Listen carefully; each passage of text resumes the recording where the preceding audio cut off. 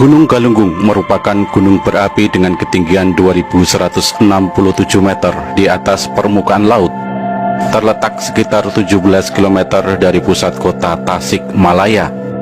Untuk mencapai bibir kawah Gunung Galunggung, dibangun sebuah tangga yang memiliki 620 anak tangga.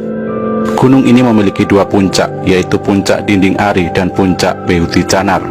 Kedua puncak tersebut dapat dijangkau dengan cara mendaki melalui jalur yang tersedia. Di wilayah ini terdapat beberapa daya tarik wisata yang ditawarkan, antara lain objek wisata dan daya tarik wana wisata, dengan areal seluas kurang lebih 120 hektar di bawah pengelolaan Perum Perhutani. Objek yang lainnya seluas kurang lebih 3 hektar berupa pemandian air panas lengkap dengan fasilitas kolam renang, kamar mandi, dan bak rendam air panas.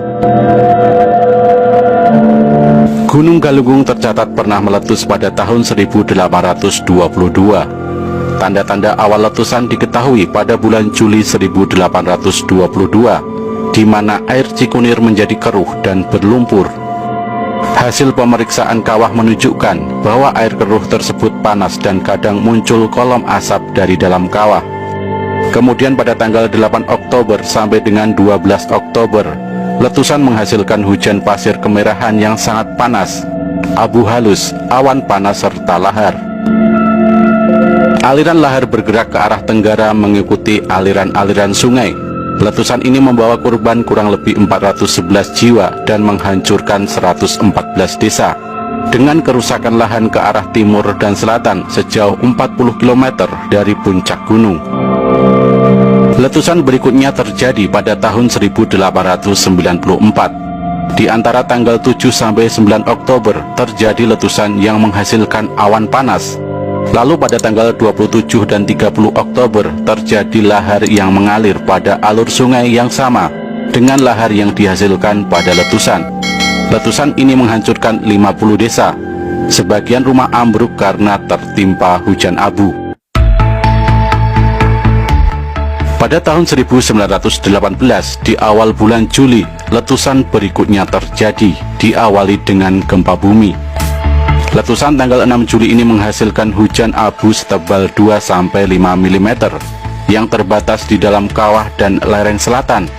Dan pada tanggal 9 Juli tercatat pemunculan kubah lava di dalam danau kawah setinggi 85 meter dengan ukuran 560 x 440 meter yang kemudian dinamakan Gunung Jadi. Letusan terakhir terjadi pada tanggal 5 Mei tahun 1982, disertai suara dentuman, pijaran api, dan kilatan halilintar. Kegiatan letusan berlangsung selama 9 bulan dan berakhir pada 8 Januari tahun 1983. Selama periode letusan ini, sekitar 18 orang meninggal, sebagian besar karena sebab tidak langsung, yaitu kecelakaan lalu lintas, usia tua, kedinginan, dan kekurangan pangan. Perkiraan kerugian saat itu mencapai 1 miliar rupiah dan 20 desa ditinggal tanpa penghuni. Letusan pada periode ini juga telah menyebabkan berubahnya peta wilayah pada radius sekitar 20 km dari Kawah Galunggung, yaitu mencakup Kecamatan Indihiang, Kecamatan Sukaratau, dan Kecamatan Lewisari. Perubahan peta wilayah tersebut lebih banyak disebabkan oleh terputusnya jaringan jalan dan aliran sungai, serta areal perkampungan akibat melimpahnya aliran lava dingin berupa material batuan, kerikil, dan pasir.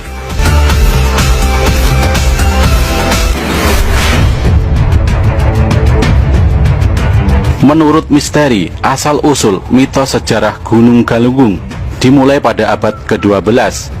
Di kawasan ini terdapat suatu Raja Mandala atau kerajaan bawahan Galunggung yang berpusat di Rumantak, yang sekarang masuk dalam wilayah desa Linggawangi, Kecamatan Lewisari, Tasikmalaya.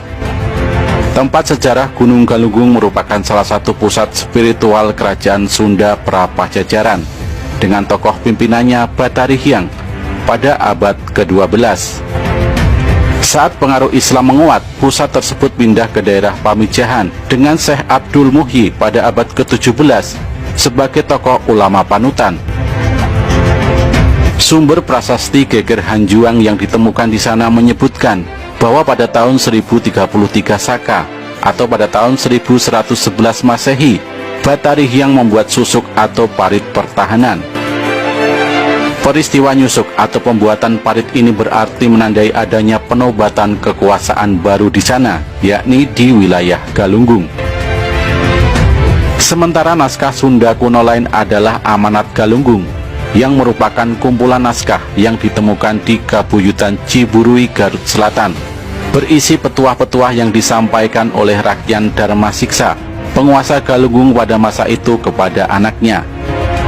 Sementara Prabu Jaya Pakuan alias Bujangga Manik, seorang resi Hindu dari kerajaan Sunda Pakuan Pajajaran, yang telah melakukan 2 kali perjalanan dari Pakuan Pajajaran ke Jawa, sempat menuliskan Galunggung dalam catatan perjalanannya.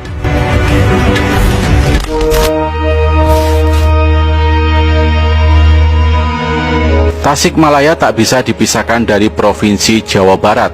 Kota bersejarah ini dijuluki sebagai Sang Mutiara dari Priangan Timur. Nama Tasikmalaya ada dalam administrasi Hindia Belanda pada tahun 1820. Kala itu nama tersebut digunakan distrik Tasikmalaya Ob Cicariang dengan wilayah sepanjang 37 pal. Diperkirakan nama Tasikmalaya pertama kali digunakan sekitar tahun 1816 sampai dengan 1820. Dikutip dari buku Asal-Usul Kota-Kota di Indonesia Tempo Dulu yang ditulis Zainuddin HM, di masa lampau di wilayah Tasikmalaya ada sebuah kerajaan yang bernama Kerajaan Galunggung. Kerajaan tersebut berdiri pada 13 Badrapa tahun 1033 Saka atau pada tanggal 21 Agustus tahun 1111. Penguasa pertama adalah Batari Hyang. Kala itu ada ajaran yang dikenal dengan Sangyang Siksakanda Karesian. Ajaran tersebut menjadi ajaran resmi di masa Prabu Siliwangi yang bertahta di Pakuan. Kerajaan Galunggung bertahan hingga 6 kali pergantian raja, yang kesemuanya masih keturunan dari Batari Hyang. Pada masa lalu, Tasikmalaya bernama Sukapura yang berada di bawah kekuasaan Sultan Agung dari Kerajaan Mataram. Ada 2 versi terkait asal-usul nama Tasikmalaya. Versi pertama, Tasikmalaya berasal dari 2 kata bahasa Sunda, yakni keusik yang berarti pasir dan ngelayah yang berarti bertebaran. Sehingga secara garis besar, Tasikmalaya berarti pasir yang bertebaran. Versi ini terkait letusan Gunung Galunggung pada tahun 1822 yang berpengaruh besar pada Kabupaten Sukapura. Saat letusan terjadi, banyak pasir yang menyelimuti Sukapura, sehingga daerah tersebut disebut Keusik Ngelayah, yang kemudian dikenal dengan nama Tasikmalaya.